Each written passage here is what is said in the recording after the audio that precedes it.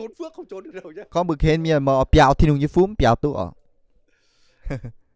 Tôi muốn đọc thêm cái ý giờ của tụ bố thêm nói tập phơi với Trong câu dầm thì nói con là này dầm này thì Chúa con nó nói là gì? chiếu con Rất nhiều cái được phước nhưng Chúa nói Sám là tao, bươn trải tu phụ. thân thể chúng ta, là con nhưng cái thì chúng nung ta. con thảo bưng nhây xin chẳng Người o anh chị xin em, ở hỡi nếu mi chúng một ta tỏ yêu kính Chúa, sẽ vâng con lời bươn hám Chúa, chiêu kính bù sợ muồng Chúa, chiêu bù cầm diệt chiêu chúng ta sẽ được phước. bưa chiều tu phụ Và con cái chúng ta được bưa phước. nhây quả Tất tu cả những phụ gì và thuộc tao chúng ta nhung nhung sẽ thuộc được ban phước. bưa nó tu thì nung thấy phụ ở Chúng ta xem phục truyền bữa lom do 30 em nhé. mảng dâm phục truyền pha triệu với dầm cái chơi như phục truyền ở bữa có thể coi em cái chơi như mảng gì tụ hoặc là coi bữa miền như kỳ sơ ở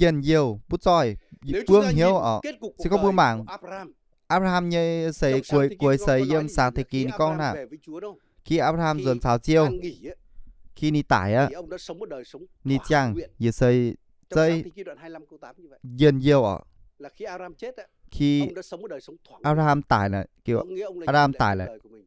ni Ông có thỏa ni nguyện xây về chẳng con này cái, ông thỏa nguyện về ni đời thỏa sống nguyện linh, kiểu ni quả thỏa kiểu nguyện ni về gia thỏa đình, nguyện thỏa nguyện ni về bia tài chính. nhùa nhàn Ông chinh thỏa nguyện về tất cả. ni thỏa nguyện nhung nhung ở ni bướng Nên hiếu sự nhung thành nhung công thật, nên chiêu như đó chiên là thành kết cục công một đời sống là sẽ thỏa kết nguyện. cục bươi gì lan miền Nhưng tôi muốn nói với anh chị em, thỏa nguyện là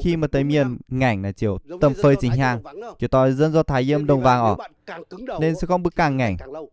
lý bữa như thử thách cao Có những lao bài học chú muốn mà bạn tới học bài được, có những người thì bài mà thôi tới thà bài học giảng bữa hổ năm học được. hà tu ở mà Nhưng tới có những người đúng là hồi nhang tu đúng là mà tới cứ nó la vậy á là đôi khi lại mất rất nhiều thời đôi gian. khi là mất rất là chám thời gian rồi Nên ngay thư Giăng cũng có nói Dâm Gioan sâu vậy con. Trong thư tín của Giăng có nói như thế Dâm này. Gioan sâu vậy con này. Ông Giăng cầu nguyện để chúng ta được thành Gioan trong thố mọi chiêu sự pun bưa chúng ta tút được thạnh thành vượng vượng nhung như nhung. vậy.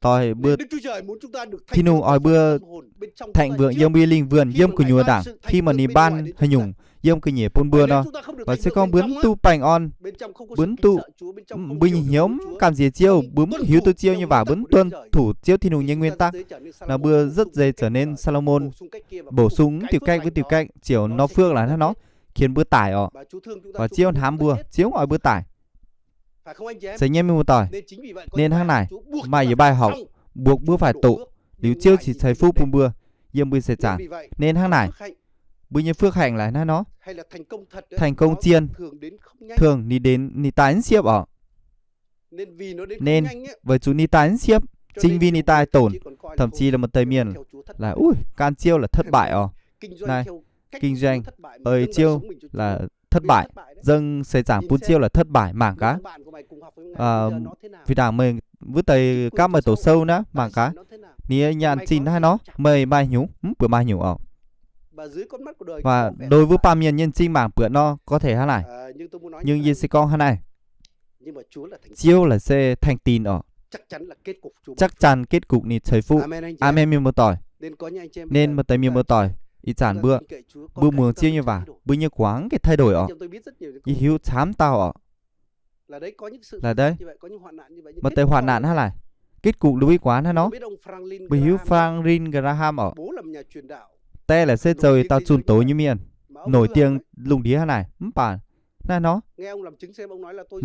ni châu trình kinh sẽ ni rất là châu vải xỉ ọ và chủ bi gram ni con như tùy tao cơ đơn nhân thuộc linh ấy đi quá lại bản đi quá vải là thưa miền một tỏi là sẽ tạm thấy họ kết cục là nó đi chán đi chơi tao chun tối miền họ đi hiếu chám tao một sư hết lại một tề châu chi công là châu vải chám họ với con chiên ỏn tính béo khỏi chiêu họ ở chủ con khen miền mới quá là béo khỏi chiêu họ tạm thời là bữa nung xiên biển nó tạm thời ở bữa xiên vào chiếu thì nung tin biển vì nó kết cục là chiếu trời phú ọ giờ con thêm gì nó ý nghĩa này là thành công chiên á dầm chiêu á ni to thao chám nó kết quả buôn bừa bữa sẽ chẳng là ni dâm ọ hãng chi su con trời mười bữa chọn dìa là xây dựng kênh mười bữa di thiết lập mười bữa bu mười bữa mình pun mười bữa như sinh linh dâm chân ọ hãng này bữa ba miền vừa làn miền can chiêu như trao mình chiêu thầy phụ lại xây dựng nó bông trái kết quả dâm lại ọ như một tỏi thử này nó câu hỏi cả kết quả dâm lại hàm y là em mai nó mai dễ liu dâm nó lại sẽ nhung dễ liu dâm chắc chắn là nhàn mai ọ nhàn chiều kia ọ nhàn hay nói dâm dễ liu dâm mà nó hỏi chiêu con nhung nhung dưới này đau chiều chụp bữa rảnh ọ chắc chắn nhàn lắm sẽ kết quả nó tốt nhàn chám là sẽ chiên thành công ọ ngay cả bữa mai vị trí dâm hang là sẽ kết quả với chúng nó vị trí là chỗ mình ọ nên giờ này đào này tao ông với tao cù dồn chiêu nó bữa phìn hang lửa nên mà làm miền con việc cái đĩa tải như trao nó phìn hang lửa sẽ nhớ mình một tỏi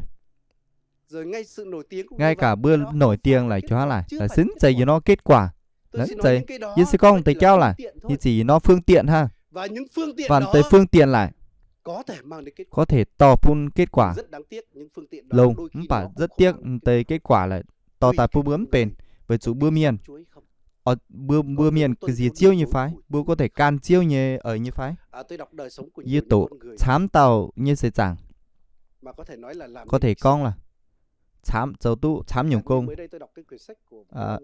nhìn nói như ngâm tổ bươn sâu với tổ ông tổ bươn sâu ni sang lập ni mảng ní sẽ chẳng cũng mà chám nó điểm mốc chính họ mai điểm đó ni muông chiêu như vả ni can chiêu như khải tượng mình đôi khi bữa con mảng gì bươn sâu là bươn hám chám nhưng có thể là tầm khoảng chia chục nhang là chỉ xuất ở nên thời gian lấn chám chứ con trong nó quá trình bữa nêm chảy cảm thấy chiêu Như dầu tún nhung trội bún chiêu.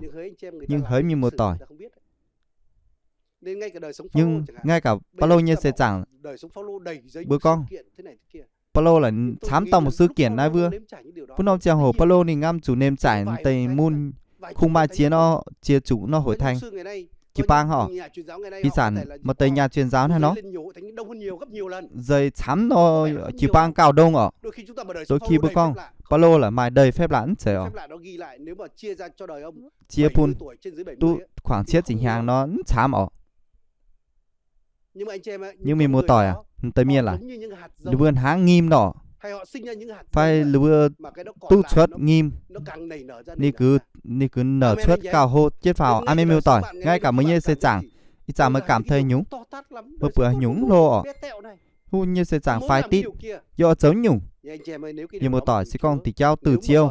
Sẽ con bởi mời cảm gì chiêu. Mời muốn chiêu như vậy. Tỷ cao có thể châu nghiêm, có thể xuất rất hô, xuất mình ở, có thể trở nên lịch sử ở. Chỉ con bước khoi xuất, thám nó nhân vật yếm kỳ sâu, với tài miền lũ thay đổi nó thế hệ, xin thám ở. Những nghỉ diễn hám có, nó là đặc biệt ở. Hai tôi tầm hàng pe nhàng là nhiễm bật hay nhủ, là xây dầu tôi chàng nó lùng đi ở. Abraham, đi châu tôi thám ánh châu tôi thám ở.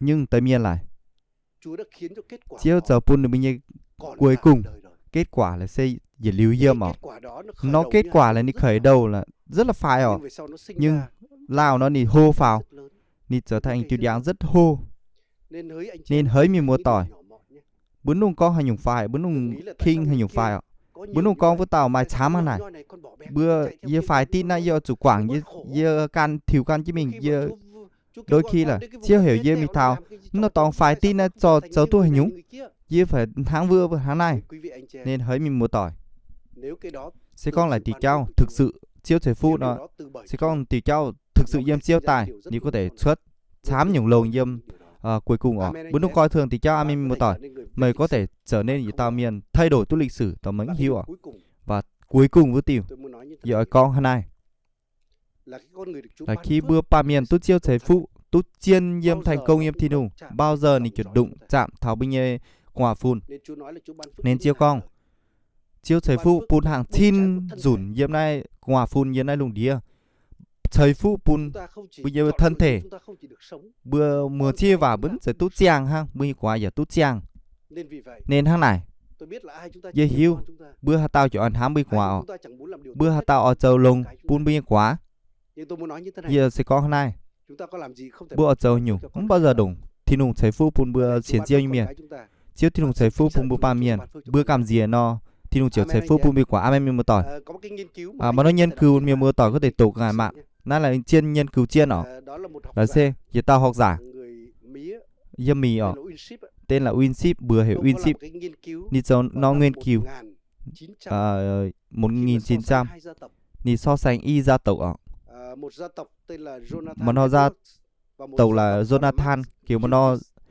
gia tộc là Mark Ziki mà nó gia tộc nó muồng chiêu như vả giàu chiêu như công mà nó gia tộc nó đi vừa xiển chiêu à và tao ông nghiên cứu mà cả hơn khoảng tầm hơn bé chìm nhang kết cục tây y nó dòng tộc là này nó do tổ nó kết quả nghiên cứu nếu với nghiên cứu này với nó gia tộc muồng chiêu nó khoảng bé nhang ấy mài nhân khẩu là 1394 lan ở yếm lại mài bé tao giáo sư đại học triệu phây tao hiệu trưởng yếm thám nó chết cho tao luật sư pha cho tao thẩm phán ở lụa cho tao bác sĩ ở lụa cho tao nhà văn ở bữa bé mục sư kêu nhà thần học bữa nó 3 nghị viện kêu tao phó tổng thống ở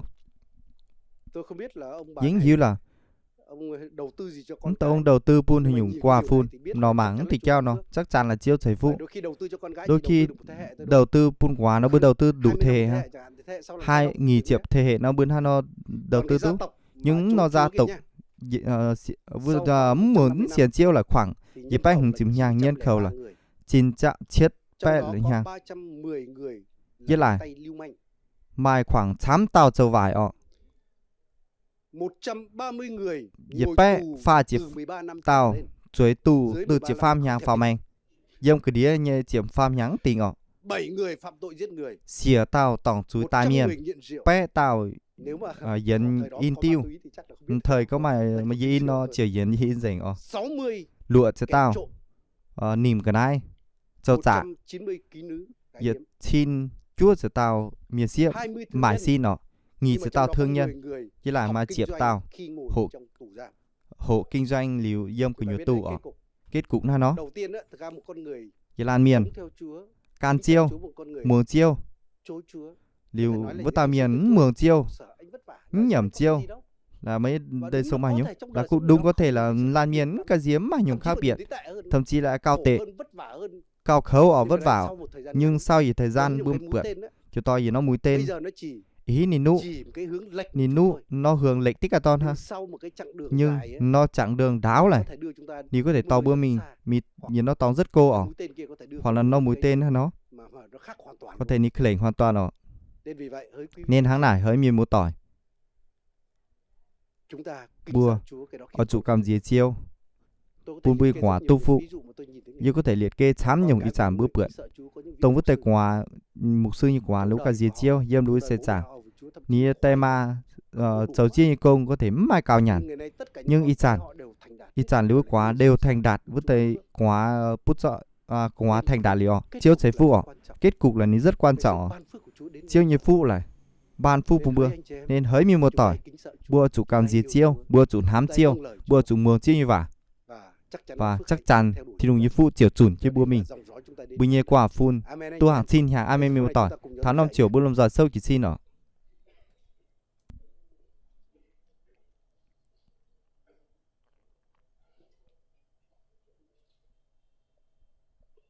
Giờ phút này mỗi một chúng ta Năm chiều cùng nhau bữa dò xét trước bữa Chúa. lan Nếu sọ thực sự xa trong bữa đời nhanh sống hiếu chúng ta thực sự vẫn bữa nhanh áp sẽ dụng những chẳng nguyên tắc bướng của cái đời. áp dụng bữa Nguyên tắc thọ của áp sống dụng của dâm nay sẽ chẳng như cao nó bướng áp dụng chiêu thì nùng nhẹ nó chúng ta bữa hãy chủ ăn xa bữa hiếu bữa chủ nhầm chui Nếu mà trong động cơ lòng sẽ chúng con ta, bữa nhanh động cơ bữa nhanh hiếu của nhùa chúng ta muốn có rất nhiều bữa oi thứ ở trên rất đời. chám nhung như nó sẽ Giống chẳng như nó người đời người ta chuyển nói, hang bữa nay bà miền nếu hám như động cao cơ nó chúng ta sẽ con bữa động cơ vì sự bữa nhanh ích kỷ, hiếu vì sự kiêu ngạo, vì cái tôi của mình, thành hôi như cao nhung ta nhung mới nó ăn năn với Chúa. bữa chủ nhầm bữa nhanh Hãy chui nói ọ với Chúa ở chủ là con Chúa thảo cần chiêu phải hơn tất chiêu cả. à chỉ cần mời hơn nhung nhung Chính Ngài mới là chính đấng mời là xây và dễ khiến tao con vui thỏa. khiên ye bành on Đấng pun cho ye con tu sự bành vui on thật. pun ye tu chiên Chỉ bành có on Chúa là khung đấng mai ban thiên cho hung con phước hạnh. là sẽ thấy phu pun Và yung phước toài hạnh đó chiên bành on nó nó phu còn lại lâu dài. là sẽ ni Nó bền kết vững quả ni cho lao đời. lâu dài ở tu Nó chuyển đến cả dòng ni dõi chuyển thay nhé quả phun nó cho đời sống ni con pun như vinh sẽ quang chẳng nguyện. tu bành on yếm